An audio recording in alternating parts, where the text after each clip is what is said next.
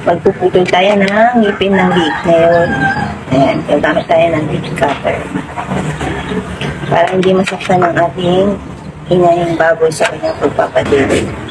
Tapos, dugisa pa na rin natin sila ng vitamins na iron. Para silang lusog. Lumaki na sila. Ay, grabe yun. Nalaki ng mga pangil mo.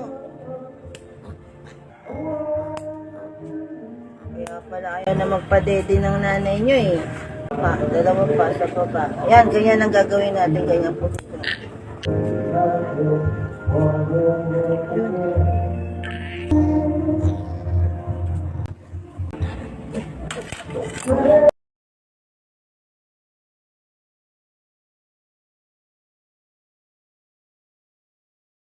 Naririnig niya.